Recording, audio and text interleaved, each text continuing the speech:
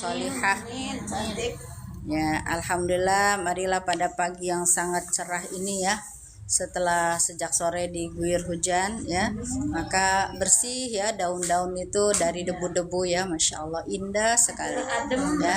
Jadi kalau Allah turunkan hujan ya, debu-debu itu ya, bau tanah yang tersiram oleh hujan itu luar biasa ya, wanginya nikmat sekali ya. Alhamdulillah, segala puji bagi Allah yang senantiasa memberikan kepada kita nikmat iman Islam. Sehingga dengan nikmat iman Islam inilah Allah mudahkan langkah kaki kita untuk bisa hadir dalam majelis liko pekanan kita dalam kondisi sehat wal afiat. Salawat beserta salam marilah kita sampaikan kepada qudwah hasanah kita, suri tauladan kita, baginda tercinta Nabi besar Muhammad sallallahu alaihi wasallam beserta keluarga, para sahabat serta seluruh para pengikutnya hingga yaumil akhir. Amin ya rabbal alamin. Ibu-ibu yang dirahmati Allah, pada kesempatan ini mungkin Umi akan kembali mengingatkan kembali ya tentang betapa pentingnya dalam hidup ini kita punya fokus ya. Punya fokus. Apa fokus dalam hidup kita? Ibadah ya. Ibadah dalam pengertian yang sangat luas ya, bukan hanya ibadah mahdoh ya, tetapi juga ibadah muamalah. Karena kita diperintahkan untuk memiliki hubungan yang baik antara kita dengan Allah, yaitu ibadah mahdoh dengan beribadah ibadah seperti sholat, puasa, baca Al-Quran ya, kemudian haji, umroh, itu ibadah mahdoh yang menunjukkan hubungan kita dengan Allah itu hubungan yang baik gitu, yang harus senantiasa terjalin. Juga yang tidak kalah pentingnya adalah ibadah muamalah. Bagaimana kita menjadi orang yang bisa menjalin hubungan yang baik kepada sesama manusia, bahwa kehadiran kita memberikan manfaat bagi orang lain ya. Jadi jangan sampai kita itu hadir di bumi justru bikin orang lain gak nyaman gitu ya. Orang lain gak nyaman, orang lain jadi susah gara-gara kita gitu ya. Nauzubillah, apalagi sampai berlaku zalim kepada sesama manusia ya. Jadi harus senantiasa hablum minallah dan hablum minannas kita jaga gitu ya. Karena ahli-ahli surga itu banyaknya ciri-cirinya justru orang-orang yang dari sisi hablum minallahnya udah beres ya, udah bagus hubungan dia dengan Allah, dan akan terlihat yaitu pada hubungan dia dengan sesama manusia ya. Kalau dia baik dengan sesama manusia, suka memudahkan urusan orang ya, kemudian menutup aib orang ya, memberikan manfaat bagi orang lain, insya Allah dia adalah orang-orang yang kelak menjadi calon-calon penghuni surga. Amin ya rabbal alamin ya. Jadi dalam hati kita ini harus kita tuh harus punya pertanyaan dalam diri kita. Apa sih pertanyaan buat diri kita sendiri? Itu penting, karena kalau kita banyak bertanya tentang tadi, apa sih obsesi kita, apa sih keinginan terbesar dalam hidup kita gitu ya. Misalnya dalam itulah akan membuat kualitas hidup kita. Misalnya apa, kita punya pertanyaan dalam diri ya, kayak Umi dulu punya pertanyaan dalam diri itu, kapan haji ya Allah, kapan haji gitu ya. Itu pertanyaan yang paling menggantung dalam hidup Umi waktu itu ya, di usia-usia 40 tahun sampai menjelang usia 40 tahun tuh, ya Allah hamba pengen sekali haji sebelum usia 45 gitu ya. Terus ya berharap gitu tanpa mikirin punya uang apa enggak, pokoknya minta aja sama Allah gitu kan. Allah Maha Kaya. Keyakinan itulah yang mengantarkan kita kepada ijabah gitu. Jadi kualitas diri kita akan terlihat dari pertanyaan apa untuk diri kita, pertanyaan apa gitu ya.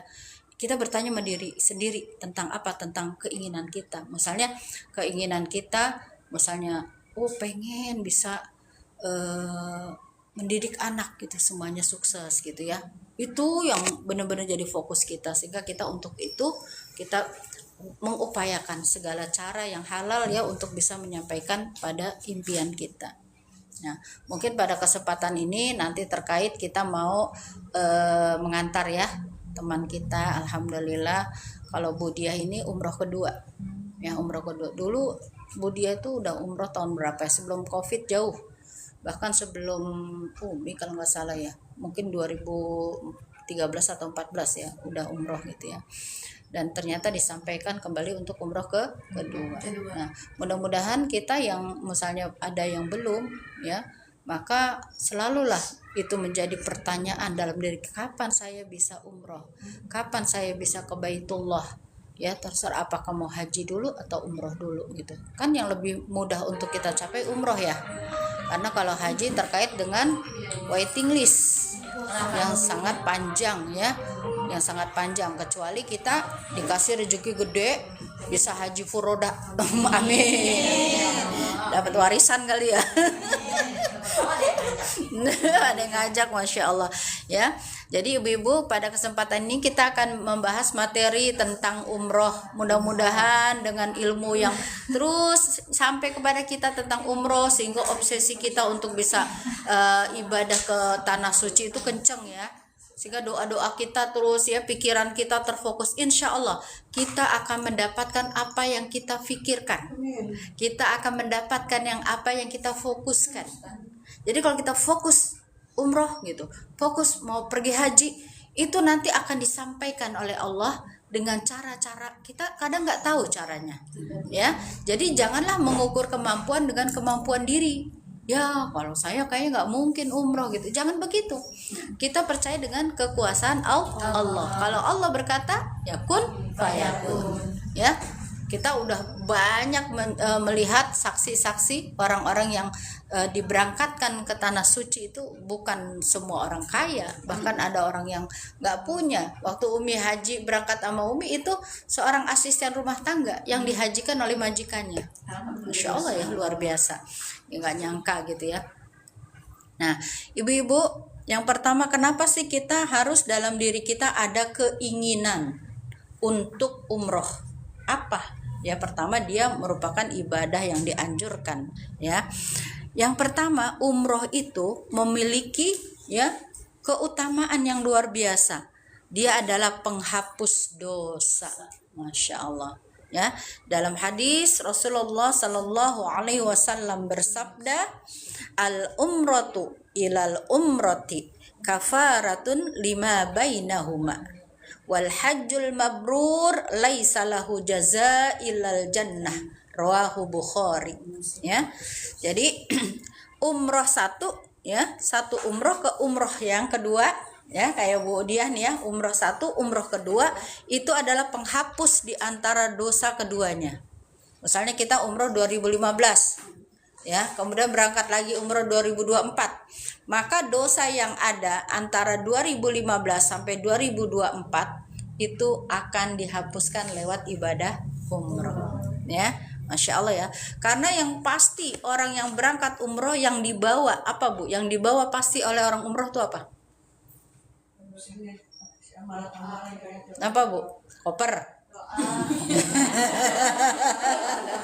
Apa Bu yang paling pasti dibawa oleh orang-orang yang umroh? Yang pasti dibawa oleh semua orang yang pergi umroh adalah dosa. Iya, maka ketika umroh itu yang pertama harus kita lakukan adalah memohon ampunan. Bahkan bukan hanya dosa sejak kita balik sampai dosa kita hari ini gitu. Mohonkan ampunan kepada Allah. Jadi semua orang yang pergi umroh itu membawa dosa. Kalau bawa pakaian paling sekoper. Tapi dosa mah bisa aja bergunung-gunung, puluhan tahun gitu ya. Ya apalagi kalau misalnya umrohnya baru umroh itu dari umur 60, baru umroh pertama itu bawa dosa 60 tahun. Dosa sejak usia balik kan banyak banget tuh, udah bergunung-gunung kan.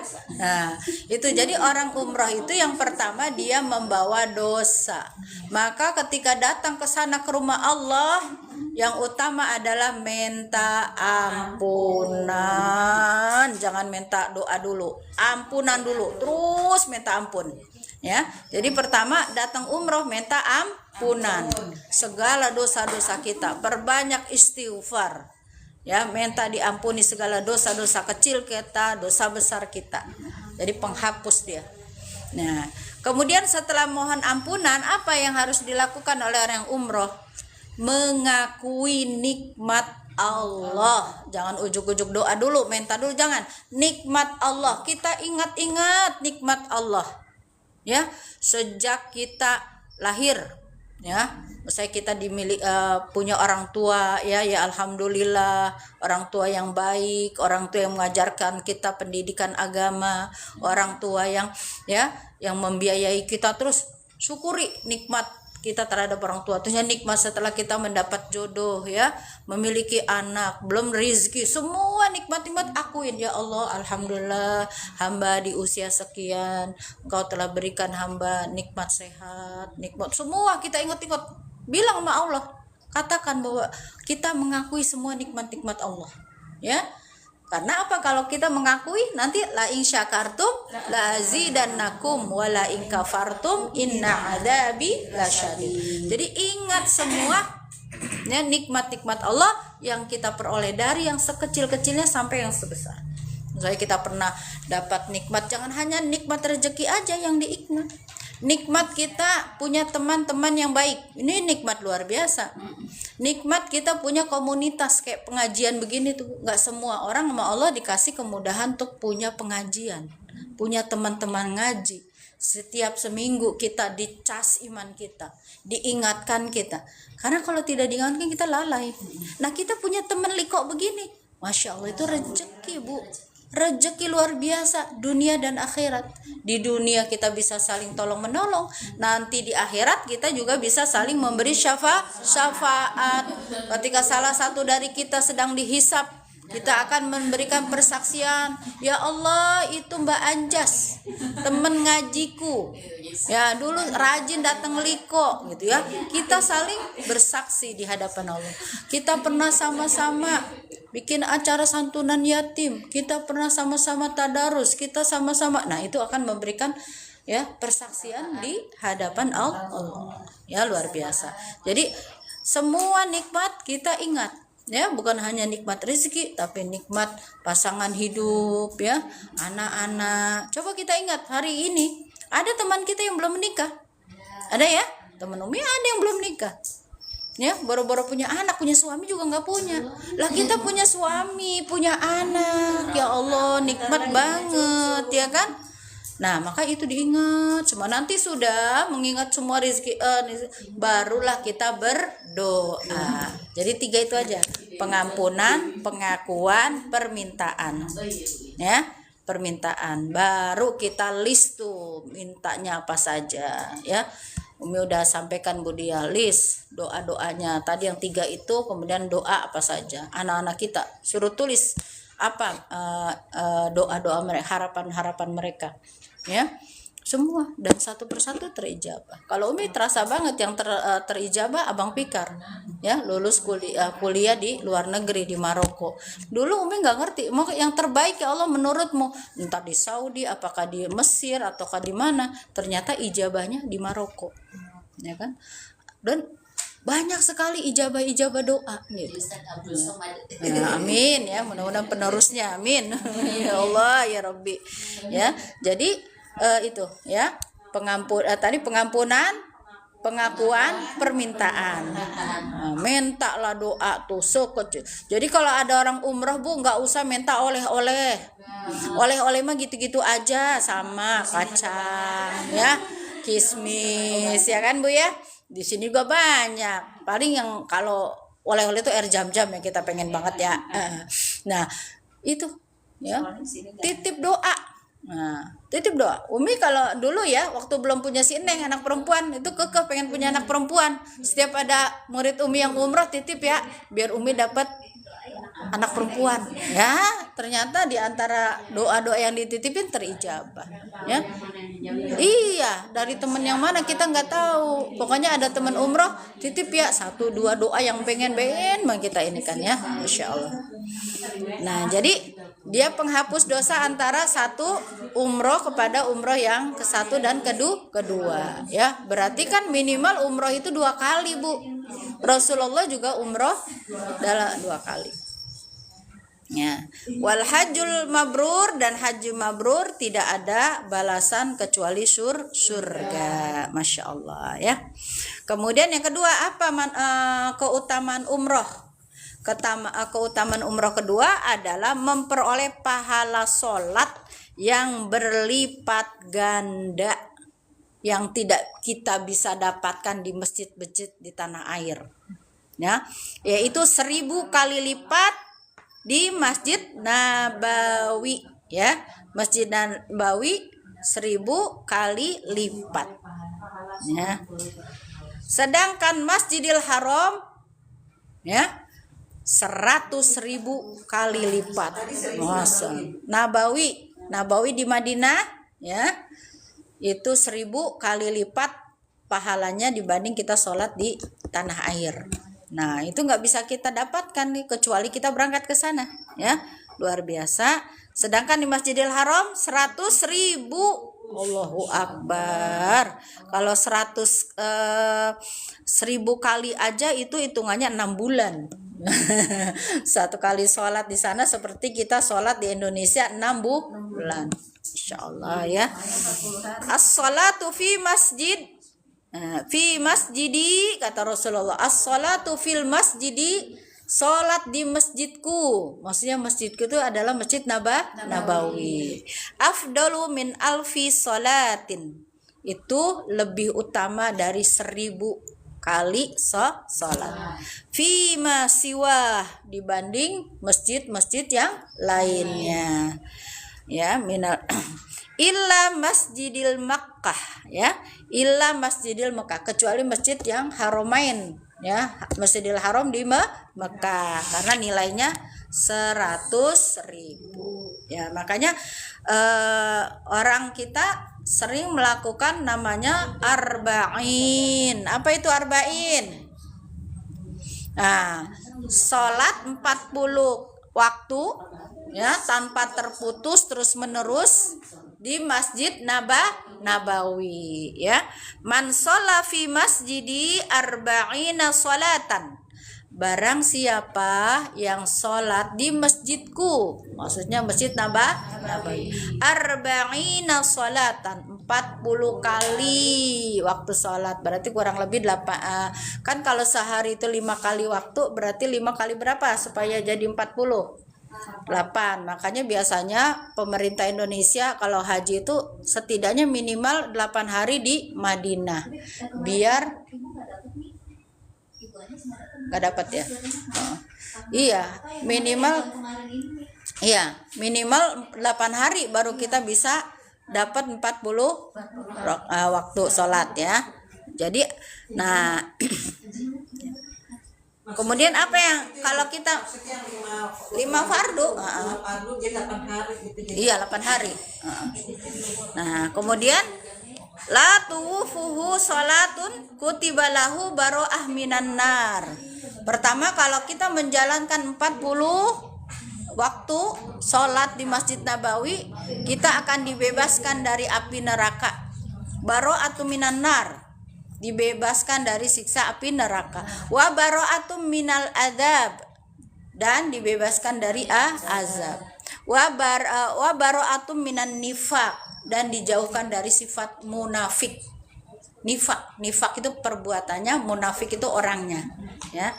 Masya Allah. Rawahu Ahmad ya. Jadi makanya kita kalau di Madinah ya, itu upayakan, kalau umroh sih jarang ya, nggak sampai 40 ini, karena kan biasanya di Madinah nggak sampai 8 hari ya, biasanya umroh 12, paling 4 ya, 4 hari kalau yang itu 4 hari sama 3 hari nggak nyampe. Makanya yang bisa tuh laksanakan ketika kita haji lama ya, haji ya. Iya, enggak fardu, enggak ya. Kemudian itu ya, jadi yang kedua tadi ya, yang kedua ya, keutamaan umroh. Nah jadi itu kita kejar tuh, kita impi-impikan, kita bayang-bayangkan ya. Dulu Umi saking pengennya haji sampai ke impi-impi. Pernah nggak sampai ngimpi-ngimpi, Bu? Kalau belum sampai ngimpi-ngimpi belum pengen banget. Sampai ke impi-impi gitu ya. Habis bagaimana nggak sedih, tiap tahun murid-murid pada pamitan haji, pamitan umroh. Lah, murid pada pamitan haji, pamitan umroh. Ini gurunya kapan ini? Ya, sedih banget ya. Kalau lihat TV siaran tentang haji udah air mata nangis aja, kepengen aja tidur ya, ke impi-impi. Udah kalau udah kayak gitu Allah kasih, Bu, jalannya kita tidak sangka. Pokoknya kita yang penting kepengen banget doa sampai ke impi-impi, sampai nangis-nangis kalau lihat Ka'bah. Nanti Allah juga nggak tega, Bu. Ya, Allah nggak tega. Apalagi kalau kita doanya sampai gini, nangis-nangis nih. Kata Allah itu kalau hambanya sudah berdoa sampai ngangkat tangan nih, ya nggak tega untuk tidak mengijabah. Jadi kalau doa, Bu, yang serius minta sampai gini, ya. Bahkan Allah malu kalau tidak mengijabah. Nah, ya. Sama kalau kita minta, ya, minta cuman lik bagi dong Umi. Jangan gitu doang tuh. Belum tentu cuman satu Mi gitu ya. Tapi kalau bikin lik bagi apa lik Umi lik, ya Allah lik. Gitu. Walaupun satu niat Umi begini, ya potek. Ya udah deh potekan deh Mi gitu kan. Itu makanya salah satunya doa tuh begini, khusyuk berdoa, tangan diangkat sampai nangis-nangis. Allah nggak tega. Ya. Disampaikanlah hajat kita. Ya. Walaupun kita nggak punya duit, akhirnya bisa berangkat juga dengan titel haji kosasi. Ongkos boleh dikasih. Pengen ya, Bu ya? Atau haji abidin. Atas biaya dinas. Kita kan bukan PNS, kita mah pegawai Allah. Ya udah Allah yang kasih. Ya lewat murid diketuk hatinya tuh, gurunya tuh berangkatin haji gitu ya. Masya Allah ya. Jadi luar biasa, Bu. Ya, jadi hari ini Ibu bayangkan Ka'bah, bahkan mesti Ibu lagi sendiri. Ini ya, Ibu bayangkan Ka'bah, tunya talbiyah labbaik Allahumma labbaik labbaik la syarika lak labbaik innal hamda wan ni'mata lak wal mulk la syarika lak. Nah, Ibu bacanya ya boleh saja sambil merem bayangkan Ka'bah, tangannya begini, bayangkan saja nanti bahwa kita itu pasti akan mendapatkan apa yang kita pikirkan dan apa yang kita bayangkan. Itu, Bu, narik rezeki. Gak tahu rezekinya dari mana akan ketarik. Ya, itu harus yakin bahwa kita mendapatkan apa yang kita pikirkan, kita akan mendapatkan apa yang kita fokuskan. Gitu, Bu. Ya, kemarin baru kejadian Umi itu ya. Umi tuh pengen healing nih, capek kerjaan banyak banget gitu ya, yang ngajar ya, travel ya, takaful, pengen healing gitu ya, nggak tahu gimana ya, karena kepengen itu kepikiran, pengen jalan-jalan, pengen kepikiran, tiba-tiba qadarullah pengajian di Beji, ini teman Umi ajak mau jalan-jalan ke Bandung. Nah, dia ternyata sama suaminya disuruh ke Bali, karena suaminya kan dinas Bali, disuruh ke Bali. Akhirnya minta Umi gantiin, dampingin muridnya. Lah, muridnya itu emang murid Umi dulunya. Dari zaman anak kecil-kecil itu ngaji dari nol, Umi yang ngajarin dulu. Lah, mereka pas dibilang yang mau jadi tour leader, Umi demen, kita reunian, ya Masya Allah ya. Itu narik, Bu. Padahal Umi nggak kepikir mau ngaji melalui sama pengajian yang mana ya. Kayaknya pengajian ini belum gitu ya. Kita belum merencanakan gitu. Tapi Allah sampaikan tuh, Bu. Dan itu sering terjadi. Apa-apa yang kita pikirkan, apa yang kita bayangkan, itu terjadi. Ya, jadi itu kekuatan bahwa pikiran kita itu ibarat magnet, akan menarik apa yang kita pikirkan. Jadi sekarang berpikirlah tentang yang baik-baik ya. Kepikiran untuk haji, pikiran buat umroh, pikiran bersedekah. Sering sekali ya ada saudara sakit, belum jenguk, belum punya rezeki. Ntar kalau punya rezeki mau nengok, kita baru niat nih, keucap niat, tiba-tiba ujuk-ujuk ada orang datang, tahu kapan punya utang sama Umi, udah lama bayar utang, berarti emang rezeki saudara nih yang sakit mau jenguk gitu. Artinya kita belum punya duit tapi udah punya niat baik. Itu nanti Allah hadirkan rezeki untuk melaksanakan niat baik kita. Bahkan hal yang aneh. Pernah Umi ya, dalam satu saat Umi seharian waktu itu free nggak ngajar, kepikir hari ini pengen amal soleh apa yang pengen Umi kerjakan ya. Tiba-tiba kepikiran aja pengen mandiin mayat, pengen mandiin jenazah. Coba hari ini amal apa ya gitu, pengen mandiin jenazah nih, mumpung nggak ngajar. Qadarullah ada yang telepon, Umi tolong nih ada jenazah gitu, nggak bisa mandiin. Ya udah, ya Allah, itu Umi nangisnya Allahu Akbar. Kita niat baik, Allah sampaikan nih, yuk eksklusif, yuk laksanakan apa yang udah kamu niatkan. Allah hadirkan mayat untuk Umi urus, kan gitu ya. Ya Allah, ternyata kita cukup berniat baik aja dulu. Kita bahkan nggak tahu mayat siapa yang mau kita urus gitu, nggak tahu. Atau apapun, kayak uang apa nanti buat pergi umroh, nggak usah pikirin. Yang pikirannya sekarang hari ini, pikirkan, doakan ya. Kalau emang bisa ikhtiar nabung. Nah, nabung itu kadang tidak selalu harus nabung duit, nabung kebaikan ya. Boleh jadi kebaikan itu akan mengantarkan kita kepada haji atau umroh ya. Jadi kita kan kebayang kalau nabung tuh duit aja kepikirnya, padahal enggak. Ketika kita tabungan kebaikan kita banyak, satu saat tuh Allah sampaikan ya kan. Udah Umi ceritain yang tukang beca dia nggak bisa sedekah pakai uang, sedekah pakai tenaga. Setiap hari Jumat dia free, nggak mau terima bayaran dari tukang beca, dari penumpang. Konsisten dia lakukan itu, dia nabung kebaikan bukan nabung duit. Nah, qadarullah satu saat yang naik becanya adalah pemilik travel. Ketika mau dibayar, oh maaf Pak, saya nggak terima bayaran kalau setiap hari Jumat saya sedekah tenaga. Oh gitu, oh kenapa Pak gitu. Iya, saya punya hajat, saya nggak bisa nabung pakai duit, saya nabung pakai tenaga saya pengen banget umroh. Wah, ini pemilik umroh. Ya udah kalau kayak gitu Bapak, yuk langsung dibawa.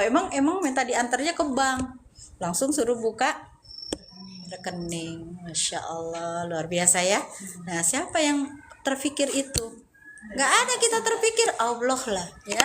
Maka wa may yattaqillaha yaj'al lahu makhraja wa yarzuqhu min haitsu la yahtasib. Jadi kalau kita bertakwa kepada Allah, maka Allah akan memberikan makhraja, jalan keluar dari setiap permasalahan kita, bahkan jalan keluar bagi keinginan-keinginan kita, hajat-hajat kita, ada aja jalannya ya. Wa yarzuqhu min haitsu la yahtasib. Allah akan datangkan rizki dari jalan yang tidak diduga-duga, tidak disangka-sangka ya. Ya itu Bu ya. Jadi Masya Allah, luar biasa ya. Dalam hadis yang lain, as-salatu fi masjidil haram, salat di masjidil haram ya, afdalu mi'ah alfin 100.000 ya, sholatin fi ma siwa, selain masjid-masjid lainnya. Insya Allah ya. Nah, jadi keinginan itu harus kuat. Kapan lagi kita bisa ya sholat dengan pahala yang berlipat ganda gitu ya, berlipat ganda. Tapi jangan salah, ada orang-orang yang memang dia melakukan umroh gitu, umrohnya itu untuk money laundry, untuk cuci duit ya, duit korupsi dicuci katanya, duitnya untuk umroh, berangkatin orang buat. Tetap aja duit haram nggak bisa dicuci jadi halal. Dia pikir bisa ya, dan dia pas di sana sholat rajin, setelah itu saya udah rapel sholatnya, pas di tanah air nggak sholat lagi, saya udah rapel katanya waktu umroh. Waktu haji nggak bisa begitu ya, bahkan hajinya pakai duit haram, pakai duit korupsi, duit tipu-tipu ya, nauzubillah, tidak diterima. Innallaha thayyibun la yuqbalu illa thayyiba ya, bahwa Allah itu zat yang baik dan tidak menerima kecuali yang baik-baik. Makanya kalau pergi haji ya, itu rekeningnya harus di rekening bank syariah. Jadi pemerintah sekarang mengharuskan kalau kita bayar haji pakai bank syariah, ya, supaya tidak ada ribanya gitu ya. Jadi dimutasi yang tadinya nabungnya di bank konvensional, pas mau pergi haji itu pendaftarannya harus pakai bank syariah, ya. Jadi halal, harus dari harta yang suci, harta yang halal, ya, bukan sarana untuk cuci duit, nggak akan bersih, ya. Karena itu kalau ibarat najis mogolado tuh dicuci sampai 7 kali, salah satunya dengan tanah gitu ya. Duit haram dicuci pakai apapun ya, air sebanyak samudra juga nggak jadi halal, ya, tetap haram, ya, nauzubillah. Ya, jadi kalau yang Masjidil Haram itu 100.000, ya Allah, luar biasa ya Bu ya. Mudah-mudahan semua kita ya dimampukan oleh Allah untuk bisa pergi umrah. Kemudian yang ketiga, bahwa kalau kita umroh ya, doa-doa akan dikabulkan. Ini harus yakin Bu, yakin seyakin-yakinnya bahwa ketika kita datang ke rumah Allah, Allah akan menjamu kita. Jamuannya berupa apa? Pengampunan dan pengkabulan doa. Ya kalau kita mesti bertamu kan, kita ditawarin mau teh manis apa kopi apa susu. Nah, kita ngebilang teh manis, pasti dikeluarin teh manis gitu. Nah, kita ke rumah Allah, ya, ke rumah Allah, kemudian udah pengakuan dosa udah, kemudian mensyukuri nikmat-nikmat Allah sudah, kemudian Allah juga menawarkan ijabah doa-doa kita. Maka insya Allah doa yang dipanjatkan ketika kita umroh nanti akan diijabah oleh Allah Subhanahu wa Ta'ala. Ada yang lama, ada yang cepat. Kalau lama banget boleh jadi sama Allah dihapusin dulu dosa-dosanya. Kalau yang cepat boleh jadi karena dia emang orangnya ya, orang yang baik, orang yang soleh, jadi cepat diijabahnya. Dari Jabir al-Hujaj wal Umar itu artinya orang umrah. Al-Hujaj adalah para orang yang haji, jamaah haji. Al-Umar jamaah umrah. Wafdullah artinya tamunya Allah, ya, Azza wa Jalla. Da'ahum fa'ajabu wa asallu fa'a'ta'um, ya. Jadi jamaah haji dan jamaah umrah adalah tamunya Allah. Allah memanggil lalu mereka ya memenuhi, kan Allah yang panggil, ya, kita kemudian labbaik Allahumma labbaik, aku datang, ya, kita memenuhi panggilan Allah, ya, memenuhi. Mereka meminta kepada Allah, kata Allah, lalu Allah memberikan permintaan mereka, ya. Jadi karena kita dipanggil sama Allah, kita datang labbaik. Makanya kalau orang Betawi kan dipanggil, saya panggil anaknya Jubaidah, baik gitu. Baik tuh labbaik, baik. Kok gitu sih baik? Oh, ternyata baik tuh dari labbaik. Ya. Ya orang Betawi gitu kan, baik. Baik gitu. Sebenarnya dari labbaik gitu ya. Jadi Masya Allah, orang-orang yang haji, orang-orang yang umroh itu ya, itu diijabah doa-doanya. Harus yakin. Ya, jangan ragu-ragu. Kalau ragu-ragu, Allah juga ya, dia nggak yakin ya sama Allah gitu ya. Allah nggak akan ini. Tapi kalau kita yakin sepenuhnya oleh Allah, maka nanti doa-doa kita itu diijabah. Ya, itu Umi waktu haji, orang yang doa, titip doa macam-macam ya, Umi siapkan buku notes kecil semua. Misalnya siapa namanya Ida Rosida, dia doanya 7 sampai banyak. Ini siapa banyak banget. Nggak usah merasa keberatan. Justru dengan kita mendoakan saudara kita, malaikat di atas kepala kita, bagimu apa yang engkau doakan untuk saudaramu. Itu. Jadi doa kita akan semakin lengkap kalau ketitipan doa. Boleh jadi doa itu kita lupa. Pas lihat teman kita, iya doanya bagus juga ya. Ternyata saya perlu. Akhirnya kita berdoa juga untuk diri kita sendiri. Ya, jadi jangan keberatan. Jangan nitip doanya banyak, jangan begitu. Justru dengan titipan doa yang banyak itu, doa kita jadi semakin lengkap. Bahkan malaikat mendoakan bagimu apa yang kau doakan buat saudaramu. Ya, jadi pas mereka itu pada laporan, Mi udah diijabah doanya ini berinding, terus merinding. Ntar ini cerita ini, kakak Umi dah bener dah kamu pulang haji doanya anaknya bisa bangun rumah.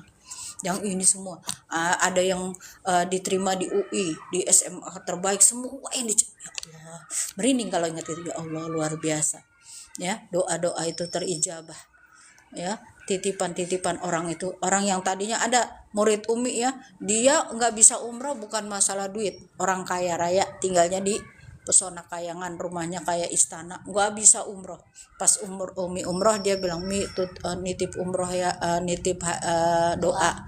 Kenapa nggak bisa haji ini Mi? Bos tuh susah banget izin cutinya ya. Jadi susahnya bukan masalah duit ya, tetapi masalah cuti kerjaan. Qadarullah pas Umi pulang dari umroh udah doain dia cuman hitungan seminggu bosnya diganti sama Allah. Tuh cara ijabahnya gitu ya. Ini diganti sama bos yang soleh, ngajuin cuti langsung ACC. Dia sampai cerita, ya Allah Mi bener-bener doa itu di sana mustajabah ya. Kadang boleh jadi musibah kita ini adalah ijabah buat doa orang lain gitu ya, boleh jadi begitu ya. Kita dapat musibah, jangan-jangan musibah kita ini adalah rezeki tukang servis mesin cuci gitu ya. Ya kan kita nih, wah musibah nih mesin cuci pakai ngadat gitu ya. Gak apa-apa Bu, kita mesin cuci rusak, ternyata itulah ijabahnya tukang mesin cuci. Lewat itu dia dapat rezeki, kita panggil kan gitu ya. Jadi dibolakkan diganti gitu. Boleh jadi ya musibah kita adalah rezeki untuk orang lain. Seperti itu. Ikhlaskan saja gitu ya. Memang Allah putar seperti itu. Nah, yang keempat nih Bu, yang juga sangat dahsyat. Ya, bahwa umroh itu ya, umroh itu orang yang umroh akan dijauhkan dari kemiskinan Bu. Nggak ada ceritanya orang pulang umroh miskin, nggak ada. Yang ada rezekinya bertambah ya, karena Allah juga menjanjikan ongkosnya diganti sama Allah. Jadi yang kita keluarkan 35 juta atau mau oleh-oleh 40 juta ya misalnya, itu diganti sama Allah lebih banyak lebih baik ya. Apa yang pulang makin kaya makin sulit dong. Nauzubillah umrohnya nggak makbul. Berarti doa kayaknya mah bener ya. Umroh mah dia baik roya, tapi setelah ditambah sama Allah makin ini ya itu berarti nggak siap ketitipan duit banyak. Sebenarnya kalau siap ketitipan banyak, tambah royal sedekah, tambah dipercaya, tambah banyak lagi. Ya. Ya, ini hadisnya. Tabi'u bainal haji wal umrah fa innahuma bainahuma al faqra wad dunuba kama yabqil kiru khabatul hadid wad dhahabi wal fiddah wa laysa li hujjatil mabrur thawaban illa jannah. Kata ikutkanlah umroh ya, ikutkanlah umroh ya dengan haji ya. Jadi baiknya umroh dulu baru haji ya. Ikutkanlah, kita umroh nih, alhamdulillah Umi kayak gini nih, Umi umroh 2015, haji 2016. Ikutkanlah umroh dengan haji. Jadi setelah umroh Ibu niatkan lagi untuk bisa berangkat haji gitu ya. Kenapa? Karena keduanya menghilangkan kemiskinan dan dosa-dosa. Ya, sebagaimana membakar ya, sebagaimana api membakar karat pada besi. Jadi dosa-dosa kita tuh kayak karat ya, yang dilebur oleh api gitu ya. Maka mengikuti umroh kemudian dengan haji itu adalah pembersih ya dosa dan menghilangkan kemiskinan ya. Jadi nanti pulang itu akan ada aja rezeki ya. Ya, sebagaimana ya pembakaran atau menghilangkan karat pada besi, emas dan perak ya. Tidak ada pahala bagi yang haji mabrur kecuali surga. Ya, jadi umroh atau haji ya itu menghilangkan kemiskinan. Ya, Umi pengalaman pribadi ya, waktu mau kan Umi itu berangkat umroh itu pakai uang resign suami dari kerja ya, kerja di Takaful 2014 resign, punya uang pensiunan lah, pensiunan dini ya, karena ngajuin gitu ya. Itu ya uangnya seberapa, cuman Umi kepikir gini, kayaknya berbisnis sama manusia udah sana sini, pernah jualan beras, pernah jualan ini ya, gak ada yang jalan. Umi itu ya, di sini kan pernah Umi setahun jualan beras, jualan segala macam lah, udah nyoba bisnis segala macam.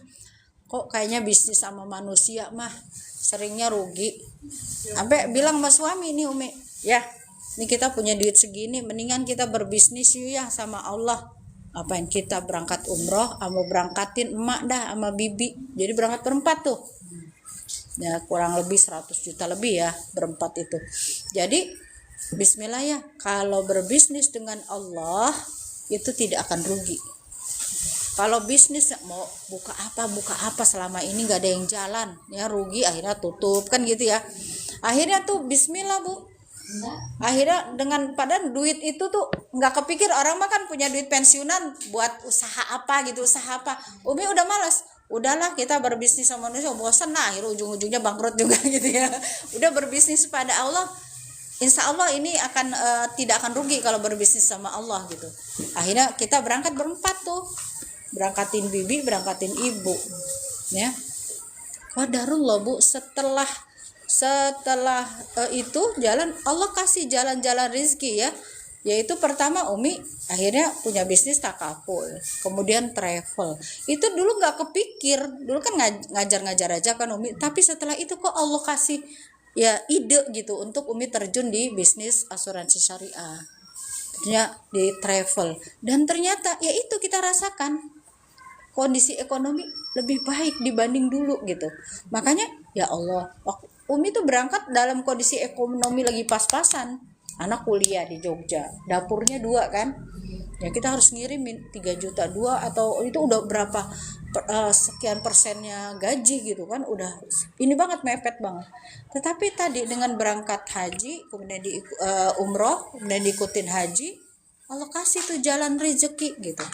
Dan jadi itu sesuatu yang kita yakinin dan terjadi pada diri Umi. Jadi ketika Umi ngajarin, yakin setelah umroh itu akan Allah kasih jalan rezeki. Entah dari mana, waktu itu Umi juga nggak tahu jalan rezekinya, cuman minta ya Allah ini berangkat haji dalam kondisi ekonomi yang lagi mepet ya, yang sulit gitu ya. Beri hamba itu pekerjaan yang menghasilkan income tapi tidak mengganggu jadwal ngajar gitu ya. Ternyata jawabannya takaful gitu. Padahal takaful itu kantor suami kan. Ya, ternyata di depan mata pintu rezeki itu gitu. Cuman waktu itu nggak kelihatan gitu. Setelah pulang umroh lah baru dibuka sama Allah. Ya itu Bu. Jadi yakin bahwa misalnya punya uang 35 juta nih, atau 35 juta, daripada buat modal usaha apa ya? Daripada buat modal usaha, mendingan buat berangkat umrah. Di sana kita berdoa sama Allah, dan itu nanti kalau dihitung ijabah doa-doa kita, dihitung nih semua doa yang terijabah itu mungkin nilainya nominalnya miliaran. Iya Bu, misalnya doa A, doa B, doa C gitu ya, misalnya anak misalnya diterima di UI apa segala macam, kalau dihitung nominal itu ratusan miliar. Jadi dengan modal kita berangkat umroh 35 juta ya, itu di sana kita minta aja sama Allah, yakin, yang penting yakin, nanti pulang itu Allah janji ongkosnya diganti dengan lebih baik. Jadi kita tuh cuma disuruh, coba kamu berani nggak kasih pinjaman kepada Allah. Kalau kita meminjamkan duit kepada Allah, artinya kita menginfakkan harta di jalan Allah, Allah janjinya 10 kali lipat sampai 700 kali lipat. Jadi uang yang kita bayarkan untuk umroh itu adalah infak di jalan Allah ya. Jadi ada orang yang bermindset kayak Bu Diah nih kan, pengen umroh tuh ada yang bisik-bisikin, ih sayang banget ini misalnya uang pensiunan kan buat umroh gitu, mendingan buat usaha gini-gini kan nanti panjang udah nggak ini segala macam. Bu dia tuh di itu ada yang ngomongin begitu, kata Umi yakin bismillah gitu. Iya Mi, belum apa-apa tuh Allah kasih loh Mi gitu ini. Bu dia yakin yang kita keluarkan untuk bayar umroh misalnya berdua katakanlah 70 juta, itu nanti Allah ganti. Yang penting kita yakin gitu. Karena itu uang yang kita keluarkan di jalan Allah. Pasti Allah minimal 10 kali lipat diganti oleh Allah. Ya, jadi Allah tuh hanya menguji kita mau nggak mengeluarkan harta kita di jalan Allah. Nah, gitu ya. Beda. Gitu kan orang kepikirnya uang segitu tuh, bagusnya buat modal usaha, buat ini, buat itu, atau bisa beli satu pintu lagi tuh kontrakan atau apalah gitu ya. Tapi Masya Allah disitulah kita diuji, mau nggak kita mengeluarkan harta kita di jalan Allah.